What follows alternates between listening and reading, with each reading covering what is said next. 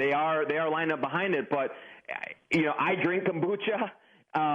It's just one of those crazy stories that on its face is very, very difficult to believe. But the fact that the Vikings are being so staunch in their support of him at least makes you second-guess it a little bit, and maybe it did make the judge second-guess it as well. We should point out that even before this result, and I think maybe some people have forgotten this, he was still on the hook in terms of the league, right? That most observers that I had talked to believe that he was probably going to be suspended for the first 4 games of the upcoming season.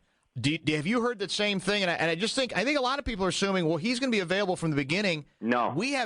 There's no certainty of that at all. In fact, that would probably be an upset, and that was even before, as you say, this outcome. Yeah, that's right, Dan. I think that that there is that expectation that some games are going to be lost. And I'd have to look back just to remember, but I don't think anything has been officially announced on that yet. No, I agree. But yes, they kind of structured the contract and they brought him in to anticipating that they might lose him for 4 games or something like that. And so and in some ways then, because there has not been any punishment levied out or announced, then that would imply that the NFL can take this latest case under advisement as well. And if they don't believe the kombucha defense, maybe that even makes the punishment harsher. I don't know, but they typically, it's not a very understanding and sensitive group up there, an empathetic group. So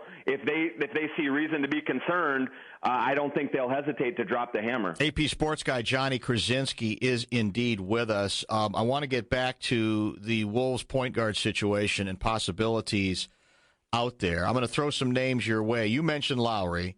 Mm-hmm. Should we want Lowry? I mean, you're back to, I understand that in the purest sense, this head coach may not want the purest of point guards because of the way his offense runs. You got, in the case of Butler, a guy who I think averaged 5.5 assists last season, improved his playmaking skills. That said, I hate to use the cliche, there's only one ball, but, I mean, Lowry is used to having the ball in his hands, too, to score.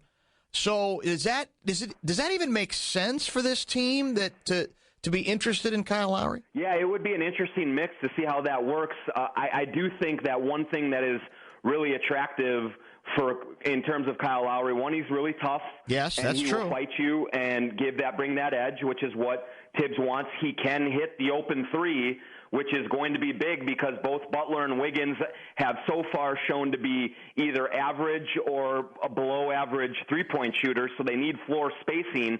He would certainly command attention out on the perimeter. And so in those ways would probably fit just fine. But you're right. I mean, he would be coming with you're probably making north of $25 million a year.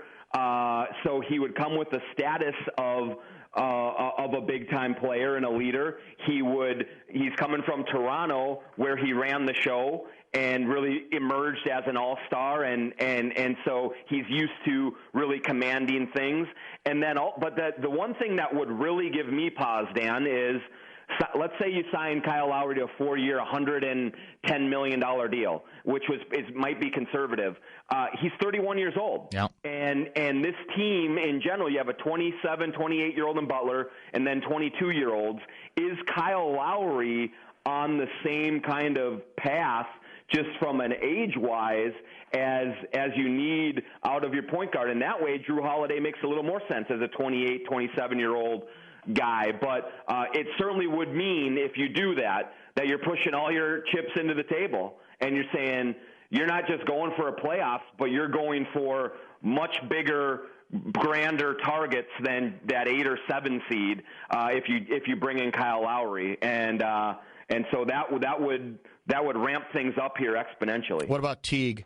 Teague is kind of like a mix between Hill and Lowry, but not as dynamic as either one of them, but very reliable. He is another guy who can score offensively, not quite as good defensively as either of those guys, but okay. can run the show, and he's a guy that you wouldn't have to worry about at the end of the game wanting to take shots away from Jimmy Butler, Andrew Wiggins, or Karl Anthony Towns. There would definitely be a more a better pecking order, a more defined pecking order established with Jeff Teague, and he certainly would come for a lot less money. More than Rubio, but I would say less than Lowry or George Hill. How about the Meerkats' favorite point guard, Ramon Sessions? Ramon Sessions. He's available. Look at that. Great option for a backup. Yes. He could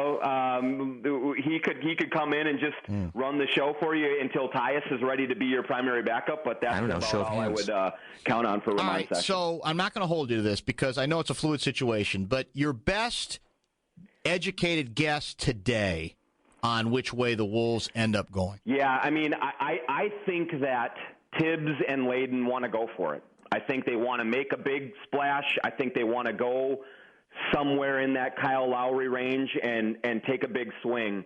And so then it's going to be up to them to convince Glenn Taylor that this is the best way to go and to say goodbye to somebody that he really, really has an affinity for.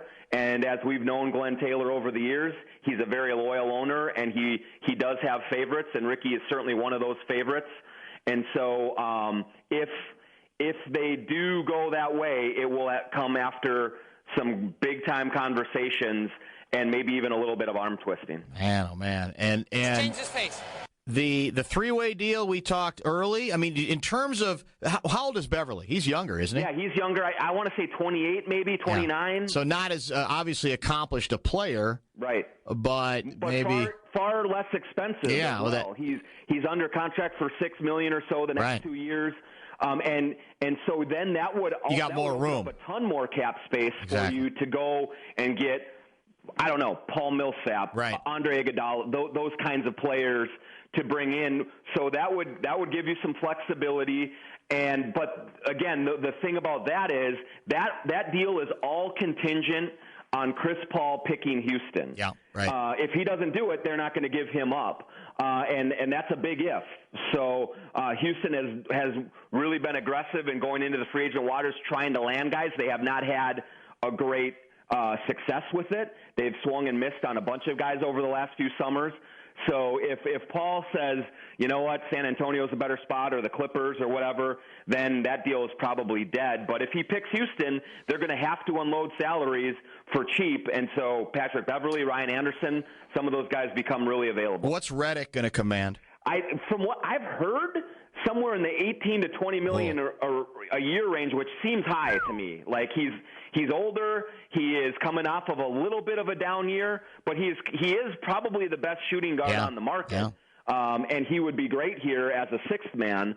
But I can't see that happening. Maybe if you bring Beverly in and then you have a little extra money to spend elsewhere, maybe you go Redick, because they're going to need just tons of shooting, Dan. They just need as much as they can get. And so he would be great in that regard, but it sounds like it's going to cost you if you want to bring him here, especially.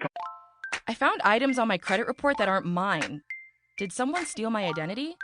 First, don't panic. If you think someone's opened accounts in your name, that can be serious. But here are some things you can do right away. Start by putting a freeze on your credit. That stops anyone from opening new accounts in your name. If you find errors on your credit report, you want to take steps to fix them. So go to ftc.gov/creditmatters to learn how. Salesforce presents a mini meditation. Unplug your mind, Minneapolis, leaving all your devices to their own devices. Ignore your smartphones, headphones, tablets, gadgets. Let them all recharge so you can refocus on your customer. On your path to customer success, focus your teams with a single 360-degree view of your customer with Salesforce Customer 360. Find customer focus at salesforce.com/360. Coming to Minnesota rather than maybe Brooklyn, where he's from, or Philly, or a few other places that are going to go after him. Twins apology starts when? Hey, I was the one who said on these airwaves just when you were ready to bury him that it wasn't over yet. You did? I am vindicated here. That's pretty good. That's pretty good right there. Yep. Every time you want to put another shovel on the grave, they bounce back. I couldn't believe it. I couldn't believe that they got through with that pitching staff and swept Cleveland. But good for them. They keep things interesting.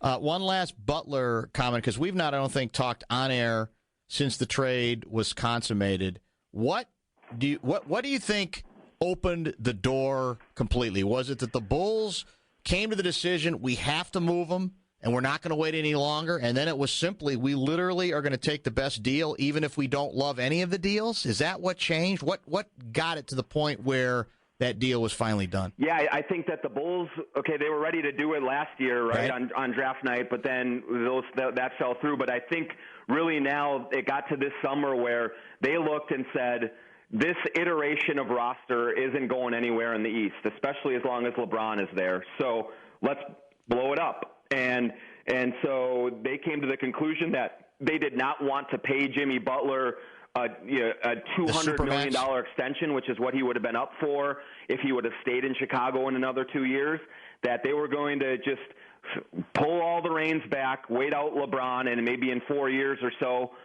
when he is waning, presumably, then they'll be in a little bit better position to be more competitive. So they started to put the word out to teams a couple of weeks ago that, hey, Jimmy's available, give us your best offer. And the Wolves, to their credit, really timed their offer right before the draft to kind of force their hand, and where Indiana decided to stay patient with Paul George, where Flip decided to stay patient with Kevin Love, they did not stay patient. They said, this is the best we're going to do, and so let's take it. And so now Jimmy Butler's here wearing fanny packs in the airport. Have you been messing around on Wikipedia, by the way? I have not. What's the latest? Kyle Lowry is an American professional basketball player for the Minnesota Timberwolves of the National Basketball Association. It's already begun. Somebody's already having fun. Sources. I will say that. Let me say this as we close to wet everybody's beak.